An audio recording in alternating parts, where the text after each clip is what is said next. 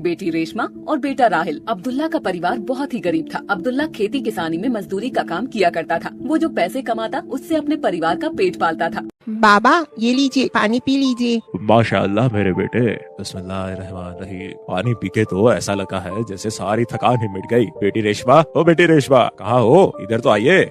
जी बाबा। तभी उसकी बीवी सकीना आती है। आ गए आप? अरे आज मकान मालिक आए थे, वो इस महीने का किराया मांग रहे थे और पिछले महीने का भी कह रहे थे और कह रहे थे कि किराया नहीं दिया तो अगले महीने खाली करना पड़ेगा तुम्हें ये घर। या अल्लाह हमारी मदद अता फरमा। ठीक है, मैं कल अपने मालिक से बोलता हूँ, वो कुछ ना कुछ इंतजाम जरूर कर देंगे।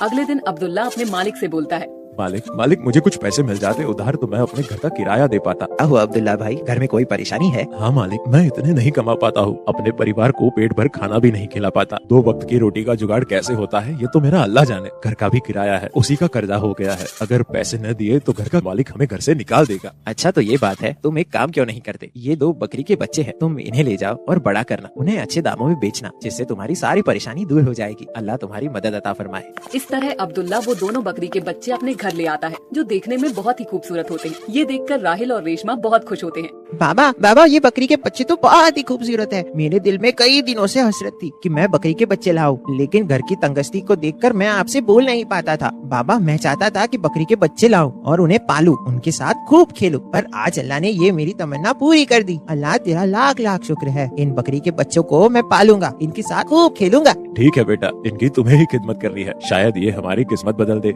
राहिल उन दोनों बकरी के बच्चों को जंगल ले जाता है और उन्हें हरे पत्ते खिलाता है। बाबा कहाँ हो? बाबा क्या हुआ बेटा? बाबा मैं इन दोनों में से एक का नाम रखूंगा बादल और एक का नाम बादशाह, ठीक है ना बाबा? बेटा जैसी तुम्हारी मर्जी, अब ये तुम्हारी अमानत है और तुम्हारा खिलौना भी, उनका अच्छे से ध्यान रखना। ठीक है बाबा, मैं इनका अच्छे से ख्याल रखूंगा। राहिल उन दोनों बकरी के बच्चों के साथ खूब खेलता। वक्त कैसे पंख लगाकर उड़ जाता है पता ही नहीं चलता। वो अब दोनों बकरे बड़े हो गए थे। अम्मी जान आप कहाँ हो? आइए ना यहाँ। क्या हुआ बेटा? अम्मी जान, बादल और बादशाह ये दोनों तो बड़े हो गए, लेकिन मैं क्यों नहीं बड़ा हुआ? अम्मी जान बताइए ना।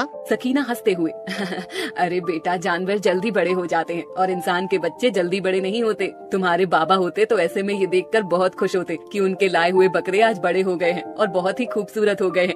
अच्छा अम्मी जान, बादल और बादशाह को घुमाने के लिए ले जाता हूँ। ठीक है बेटा, जंगल में ज्यादा दूर नहीं जाना और उस टूटे हुए पुल की तरफ तो बिल्कुल भी मत जाना। वो तीनों जंगल की ओर निकल जाते हैं। राहिल बादल और बादशाह को हरे हरे पत्ते तोड़कर खिलाता है। कुछ देर बाद राहिल को भी भूख लगने लगती है। तभी राहिल के मन में उस पुल को पार कर जाने की लालसा होती है, जहाँ बहुत सारे आम के पेड़ होते हैं। पर वहाँ जाना खतरे से खाली नहीं होता, क्योंकि वहाँ का पुल काफी पुराना हो चुका था, जिससे टूटने का खतरा था। चलो बादल और बादशाह, आज तुम्हें मेरा पेट भराना है। राहिल बादल की पीठ पर बैठकर पुल की ओर चल पड़ता है। जैसे ही पुल के ऊपर चलता है तो पुल आवाज करने लगता है।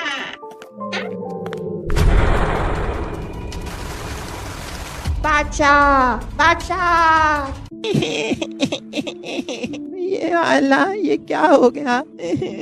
बादशाह मुझसे बिछड़ गया, अब मैं कैसे जीऊंगा? या अल्लाह रहम फरमा, रहम। राहिल और बादल घंटों उस नदी की ओर देखते रहते हैं, लेकिन बादशाह का कुछ अता पता नहीं चलता। पानी का बहाव इतना तेज था कि बादशाह दिखाई नहीं दिया। वो दोनों घर की ओर जाते हैं, रोते हुए। जैसे राहिल और बादल घर पहुंचते हैं, बेटा राहिल, तुम्हारे कपड़े गीले क्यों हैं? और बादशाह कहाँ है? लगता है तुम लोगों ने बाहर ही खड़ा कर दिया है मेरे बादशाह को। सकीना बाहर जाकर देखती है तो वहाँ कोई नहीं होता है और वापस आकर देखती है तो राहिल की आंखों में आंसू थे। राहिल, बादशाह कहाँ है? जल्दी बताओ बेटा, मेरा दिल बैठा जा रहा है। राहिल अम्मी जान से लिपटकर जोर जोर से रोने लगता है।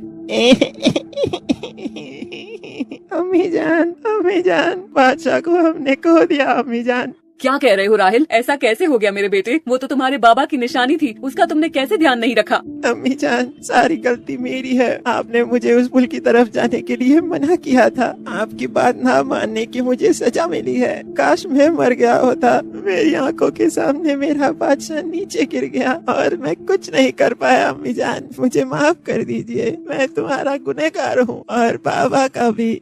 राहिल रोते हुए घर से बाहर निकल जाता है। आज तुम्हारा भाई बादशाह इस दुनिया से चला गया, हम तुम्हारे बिना नहीं रह सकते। या अल्लाह मुझे सब्र अता फरमा। राहिल गमगीन रहने लगा। बादशाह की जुदाई ने राहिल को बिल्कुल ही तोड़ दिया।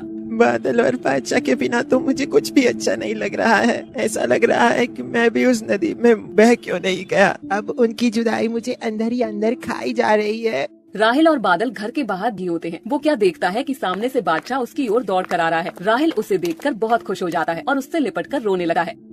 बादशाह बादशाह तुम कहाँ चले गए थे मुझे छोड़कर? तुम्हारी जुदाई में मुझे जिंदा लाश बना दिया था। बादल नहीं होता तो शायद मैं भी इस दुनिया में नहीं होता। अम्मी जान, बाबा और बादल का ख्याल आ जाता है, बस इसीलिए मैं जिंदा हूँ। या अल्लाह तेरा लाख लाख शुक्र है कि तुम जिंदा हो। इतने में सकीना बाहर आ जाती है। अम्मी जान देखो, बादशाह हमारे पास लौटकर वापस आ गया है। या अल्लाह तेरा लाख लाख शुक्र है। या अल्लाह तूने मेरी दुआ सुन ली, हमारा बादशाह हमारे पास लौटा दिया है। या अल्लाह तेरा लाख लाख शुक्र है। वो चारों बहुत ही खुश होते हैं और अल्लाह से हाथ उठाकर दुआ करते हैं, अल्लाह हमारी किसी भी प्यारी चीज को हमसे जुदा ना करे। और एक बार फिर उनका परिवार पूरा हो जाता है। कुछ दिन बाद बकरा ईद का त्योहार नजदीक आ जाता है। बादल और बादशाह में से किसी एक को उन्हें बेचना था, लेकिन वो सोच नहीं पा रहे थे कि किसे बेचे। दोनों सबके दिलों की जान थे। एक दिन अब्दुल्ला दोनों बकरों को लेकर मंडी जाता है। राहिल उन दोनों बकरों को बेचने के लिए मना करता है, लेकिन घर के हालात इतने बिगड़ गए थे, अब्दुल्ला के सर पर बहुत सारा कर्जा हो चुका था। अब्दुल्ला दोनों बकरी को लेकर मंडी जाता। मंडी में अब्दुल्ला खड़ा होता, तभी एक शख्स आता।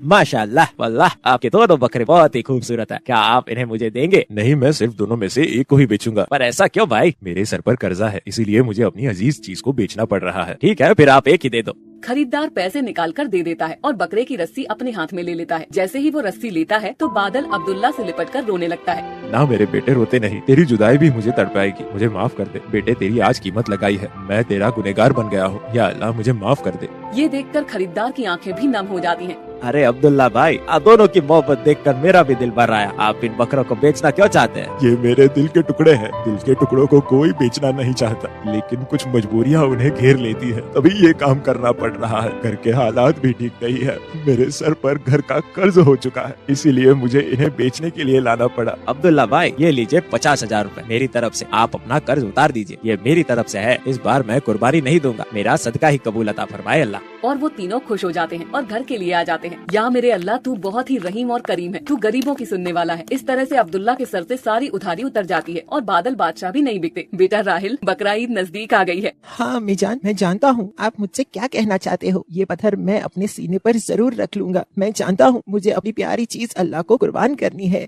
माशा अल्लाह मेरे बेटे, तुम जैसा बेटा हर एक माँ को दे। घर के बाहर कसाई खड़ा होता है और आवाज देता है, राहिल, बादल और बादशाह को ले आओ, अब अल्लाह के घर जाने का वक्त हो गया है। वो चारों मिलकर खूब रोने लगते हैं। बादशाह, बादल, तुम्हें मैंने अपनी जान से भी ज्यादा चाहा है। दुनिया में सबसे मेरी प्यारी चीज तुम ही हो, और वो भी अल्लाह की राह में तुम्हें कुर्बान कर रहा हूँ। अल्लाह मेरी प्यारी दोनों चीजों को कबूल अता फरमाओ। मेरी जान, इस दुनिया से अच्छा अल्लाह का घर है, जहाँ हम जरूर मिलेंगे। सही कहा मेरे बेटे, मरने के बाद अल्लाह तुम्हें तुम्हारी प्यारी चीज अता फरमा देगा। तुम तीनों जन्नत की वादियों में खूब खेलना, वहाँ तुम्हें कोई जुदा नहीं कर पाएगा। हमेशा तुम्हारे बादल और बादशाह तुम्हारे साथ रहेंगे। और हाँ, पुल से रात रास्ता में भी तुम्हें पार कराएंगे, जो तलवार से भी ज्यादा तेज और बाल से भी बारीक है। इस तरह वो दोनों अल्लाह की राह में हाथ उठाते हुए बादशाह और बादल के लिए दुआ करते हैं। हमारे बादल और बादशाह को अल्लाह मकाम अता फरमाए। या अल्लाह, हमारे गुनाहों को माफ अता फरमा, हमें नमाज और कुरान पढ़ने की तौफीक अता फरमा, हमारा दिल गुनाहों से पाक अता फरमा और कुर्बानी कबूल अता फरमा, हर एक गरीब की गरीबी को दूर अता फरमा। इस तरह वो लोग बादल और बादशाह को अल्लाह की राह में कुर्बान कर देते हैं।